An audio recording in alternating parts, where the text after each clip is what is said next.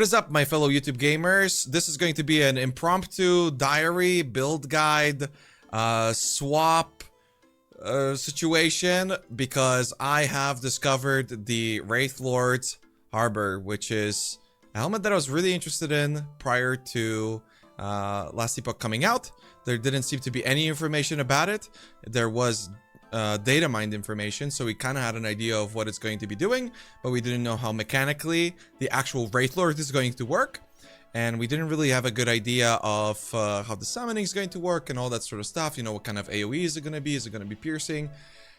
And as you can see from the footage, I found the helmet, and I was planning to reroll it into another build just to do a little bit of testing, but then I tested it on my character, and I think we stumbled upon like top 3 best Last Epoch builds for hardcore in the current game. I mean, honestly, I don't want to blow this thing out of proportion, but it is, again, as you can see from the footage, absolutely busted. It's completely ridiculous. I fully expect it to be nerfed. I don't know what their opinions are about nerfing items mid-league. PoE doesn't do that. Maybe Last Epoch doesn't do that either. But for right now, I am going to abuse the absolute bejesus out of it. I didn't have to do a lot of swapping. If you guys saw the first 2 diaries for Fernando, Fernando is dead. Long live Fernando. The new Fernando utilizes all of the same tools. It has all of the same things that the previous one had, with a little bit of exception that I'm going to be explaining and talking about. We're still using Dreadshade. We are focusing absolutely on our little Fernando, maximizing his damage output, as I have found that the summon rates don't do all that much. So Dreadshade, big focus on crit multiplier.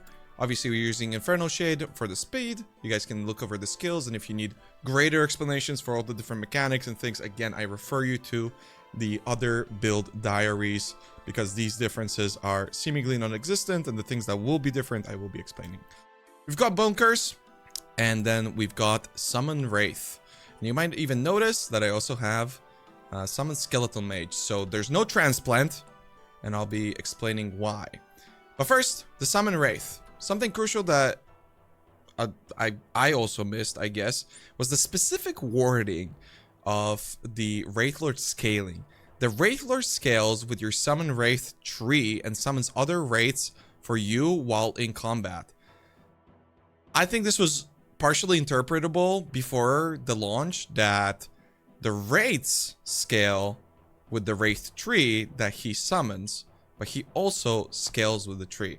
And that is exactly why we are focusing on things like Sequel of Avarice, which was recently buffed and is absolutely insane. We want as little resummoning of Wraiths as possible. So we have a maximum of 2 Wraiths, and we're trying to keep them alive with various forms of leech. These are just travel notes. Obviously, HP is very valuable. If you compare this build to Archmage, you can see that it's got more life, it's more comfortable, it's got way better sustain, and I'm going to be explaining a little bit of the swaps that we're going to be engaging with when it comes to the items. But overall, you can choose a much more offensive setup than the previous build, and you can choose a much more defensive setup, which I might personally go for with hardcore, but we'll see how the rest of my gear is looking. You can see I have like 9k ward right now, so we're not exactly dying over here. Continuing, we pick up the Reaper's Note for necrotic damage. I'll talk about this in just a little bit. Travel Node, Spirit Link. This doesn't do anything for us because we always crit. However, this allows us to pick up Down of the Fall, which also doesn't do anything for us other than a leech, which is incredibly valuable because it allows us to sustain our little Fernando, and he is absolutely magnificent at that. But most importantly, we get the Dusk of the Living, which is Wraiths, critical strikes deal more damage, and this is 90% crit multiplier. I mean, I can't even think of another thing that gives you damn much. There was an item called Death Rattle and still exists in the game. It's an amulet. It used to give 200% crit multiplier. They nerfed it to 100%. And the rolls were like 65 to 100. So it was very difficult to get that amulet to be good. And now they nerfed it again, up where it goes up to, I think, 65 crit multiplier. So considering those nerfs, you should have a pretty good understanding of how insane this node absolutely is.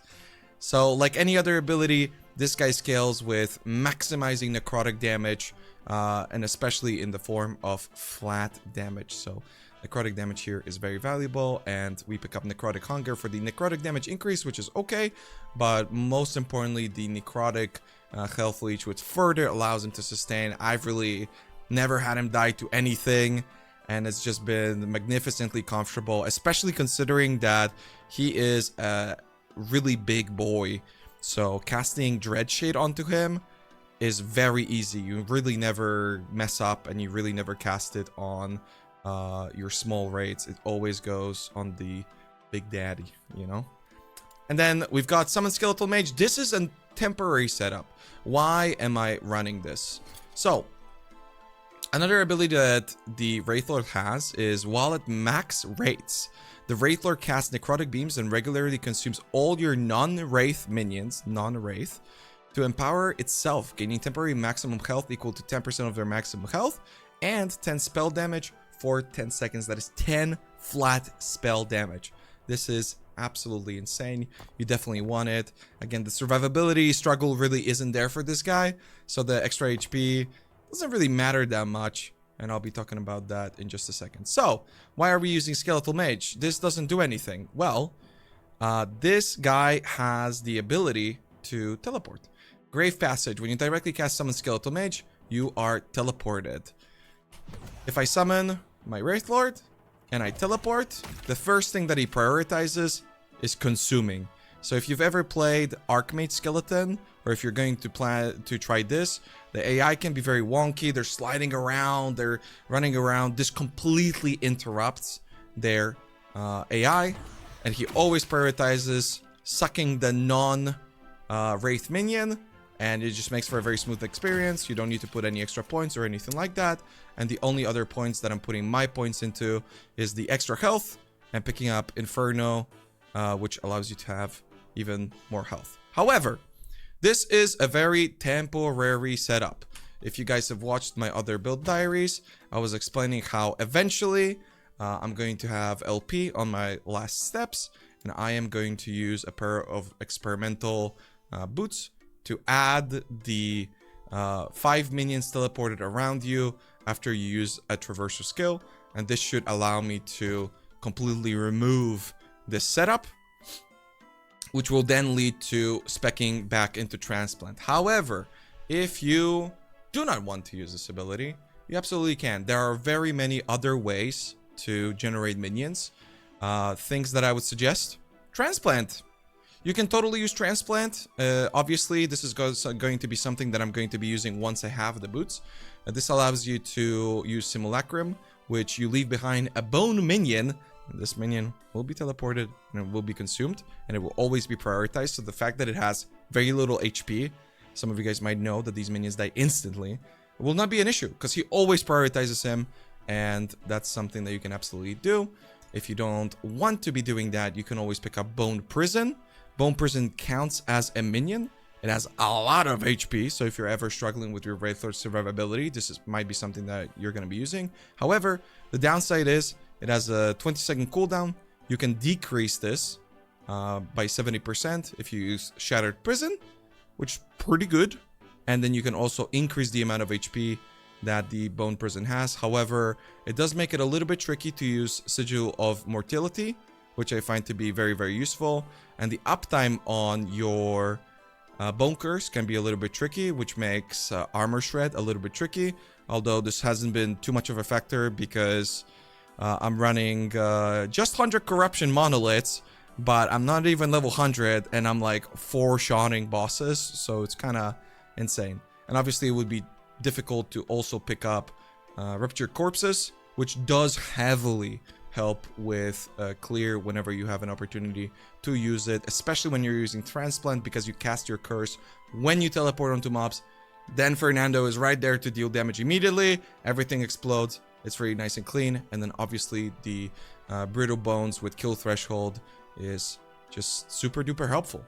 So this is kind of the setup that I'm running right now. When it comes to the gear, there's not too many things that you have to be modifying from the other build. As you can see, this is very impromptu, and this is the best offhand that I was able to get. And There are alternatives, however, like I mentioned. So if you were gonna go for a defensive offhand, I would highly recommend using a focus. That gives you just a ton of ward. It gives you int, just very magnificent. And just using a rare offhand makes itemization significantly easier, on top of scaling HP just being very, very valuable. And then you're able to use all forms of one-handed weapons, really, because again, his survivability isn't a problem the same way that it is on Archmage. So using flat damage that increases the damage of your Infernal Shade is not that big of a deal, because the leech is much better. And if you Infernal Shade this guy, even when he hasn't consumed a minion, you can see how little damage he's taking, because he is just such a giant beefcake. I mean, he's just massive. However, if you really want to pump damage, and if you really want to go crazy... Oh, and by the way, not only do I not have damage increases on the majority of my pieces, but also I'm using Cold Penetration from my Archmage setup. So this weapon is absolutely suboptimal, because you can get a weapon that gives you necrotic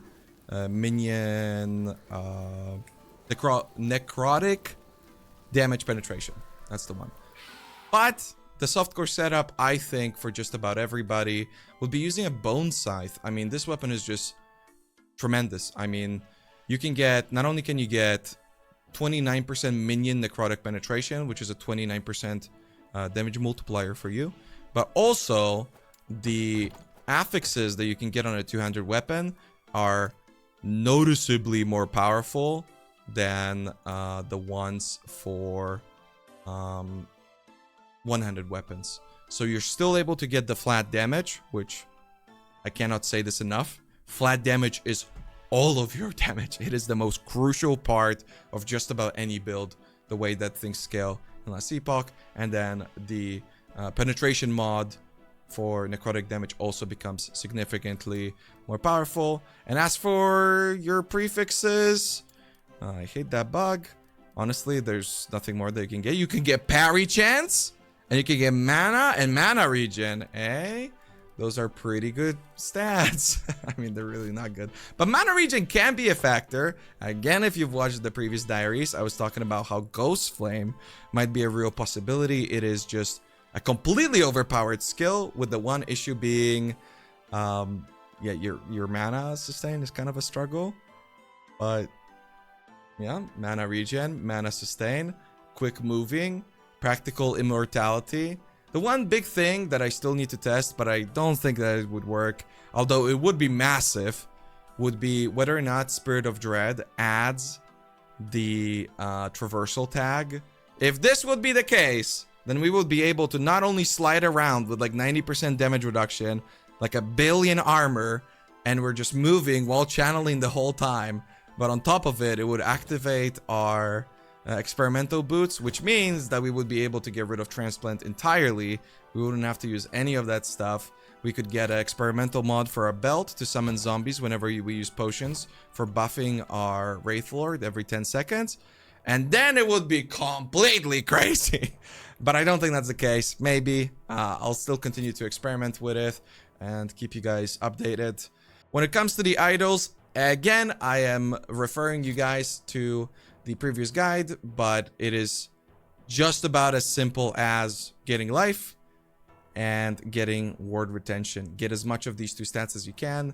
These 3-piece guys are the best that you can do. And when it comes to the 2 pieces, whenever you can't fit it, the 3-piece, get something like this. Look at this. It's crazy. I found this on my own. It's actually insane. And when it comes to the passive tree, again, it's pretty much identical to what we had with the other build. I do think that this is the best tree. I did experiment with a couple different setups, but I think this is the best one. We do get 10 points into Intellect for Lich. We dropped the Warlock for now, as we are not yet experimenting with the Ghost Flame, and it won't make the build significantly weaker, but it will be slightly less sustain for our buddy Fernando. And we pick up River of Bones, as you can't backtrack from this node, unfortunately. But I do really like picking up Heresy. The crit obviously doesn't do anything, but the intellect is very valuable. And I find the River of Blood, the leech that it gives you, is actually pretty good. The alternative option would be...